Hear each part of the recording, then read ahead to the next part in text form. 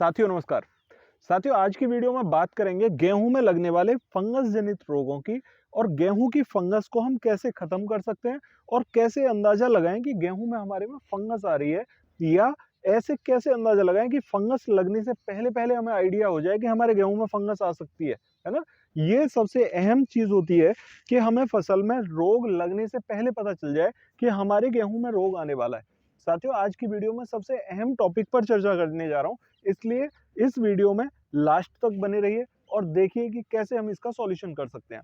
साथियों यहाँ पर जैसा कि आप देख पा रहे हो, ये गेहूं की फसल है, ठीक है।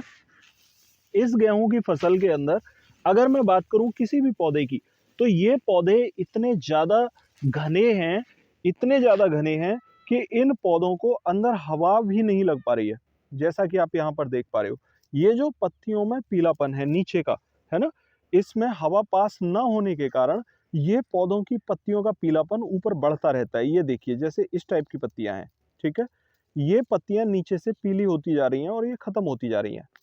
अब क्या होगा कि जब ऊपर पत्तियों का गुबार आएगा, बाल बनने के बाद में इन पत्तियों में गुबार बन जाएगा पूरा, और ज्यादा पत्तियां सघन होने के कारण इन पत्तियों में हवा पास नहीं हो पाएगी और इन पत्तियों में यहाँ पर कुछ सिम्टम्स ऐसे होंगे, क्योंकि हवा पास नहीं होगी तो इनमें कुछ फंगस आ जाएगी। और वो फंगस कैसी होगी, वो पत्तियों के ऊपर चिपकेगी, ठीक है।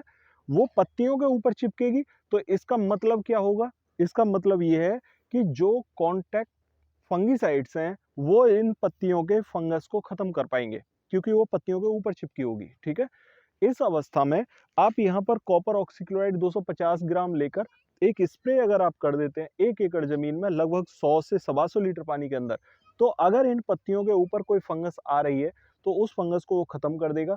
या अगर इस पौधे के तने पर कहीं फंगस चिपकी हुई है, जड़ के थ्रू अगर चढ़ रही है, ठीक है, तो उस फंगस को वो वहीं पर नियंत्रित कर देगा। साथियों अगर आपके गेहूं की अवस्था ये चल रही है कि बालियां अभी गोब में नहीं हैं और पत्तियां सघन हो चुकी हैं, इस टाइप का खेत आपका अगर बन रहा है, तो आप उस खेत में एक फंगिसाइड का स्प्रे जरूर कर दीजिए। उससे आपको बहुत गजब के रिजल्ट देखने को मिलेंगे। इसके दो लाभ आपको देखने को मिलेंगे कॉपर लगाने के। कुछ साथी कहते हैं कि कॉपर ही हमें क्यों लगाना है, तो साथियों गेहूं के अंदर कॉपर की मात्रा की जरूरत होती है, आपने देखा होगा। और कॉपर हम अपने खेत में लगाते नहीं है जनरली, इसलिए नीला तोता 1 किलोग्राम प्रति एकड़ के हिसाब से अगर आप गेहूं के अंदर पानी के साथ में छोड़ देते हैं या खाद के साथ मिला के लगा देते हैं, तो वो भी कॉपर की पूर्ति करने का काम करता है। हमारे गेहूं के अंदर अगर कॉपर की पूर्ति हो जाती है तो हमारे उत्पादन को बढ़ाने में ये बहुत सक्षम होता है। साथियों अगर आप कॉपर का स्प्रे करेंगे तो आपके खेत में एक तो फंगस नहीं आएगी, ये बात श्योर है, ठीक है। दूसरा पॉइंट ये है कि फंगस को आने से पहले अगर नियंत्रित कर दोगे तो वो फंगस आपके पौधे को नुकसान नहीं पहुंचा सकती किसी भी टाइप से। और तीसरा सबसे बड़ा फायदा ये है कि गेहूं को कॉपर की जरूरत होती है और उस कॉपर की पूर्ति करने में ये कॉपर ऑक्सीक्लोराइड सक्षम है। अगर आप कॉपर ऑक्सीक्लोराइड नहीं लगा पा रहे हैं तो नीला तोता 1 किलोग्राम प्रति एकड़ के हिसाब से यूरिया खाद के साथ मिला के बुरकाव कर दीजिए और पानी लगा दीजिए, आपको गजब के रिजल्ट देखने को मिलेंगे।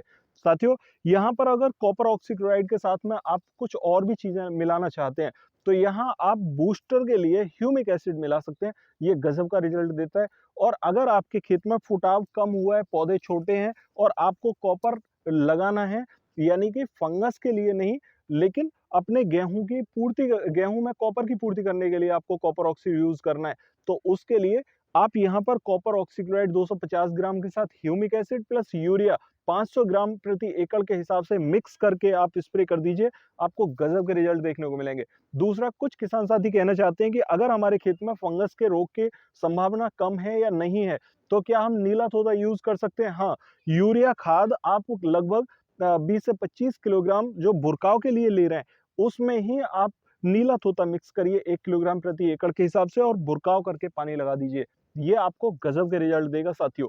तो इस टाइप से आप अपने खेत में यहाँ पर कॉपर की पूर्ति गेहूं के लिए भी कर पाएंगे और फंगस जनित जितने भी रोग हैं उनको नियंत्रित करने में कॉपर ऑक्सीक्लोराइड सक्षम है। और इसको अगर आप स्प्रे सही समय पर कर देते हैं तो ये आपके खेत में फंगस नहीं आने देगा। साथियों आशा करता हूं आप मेरी बात समझ पाए होंगे। हाँ, एक मुख्य पॉइंट, कुछ किसान साथी कहना चाहते हैं कि हम कॉपर ऑक्सीक्लोराइड और यहाँ पर पोटास और बोरॉन के स्प्रे में कितना गैप रखें, तो देखिए कॉपर ऑक्सीक्लोराइड का उपयोग आप किसी भी अवस्था में कर दीजिए, बालियां बनने से पहले कर दीजिए। लेकिन जो इसके साथ पोटास प्लस बोरॉन का स्प्रे है, वो बालियां गोब में आने पर ही करें। उससे पहले अगर आप कर रहे हो तो उसका असर इतना ज़्यादा अच्छा नहीं मिल पाता जितना कि बालियां गोब में आने पर मिलता है। तो साथियों, इस टाइप से आप स्प्रे करिए और गजब के रिजल्ट लीजिए। फिर भी अगर आपकी कोई क्वेरी हो कमेंट में पूछिए। अगर चैनल पर नए आए हैं तो चैनल को सब्सक्राइब ज़रूर कर लें, और अगर चाहते हैं कि ये वीडियो दूसरे किसान साथियों तक पहुंचे तो उनको शेयर ज़रूर कर दें। मिलते हैं फिर अगली वीडियो में, तब तक के लिए नमस्कार किसान साथियों।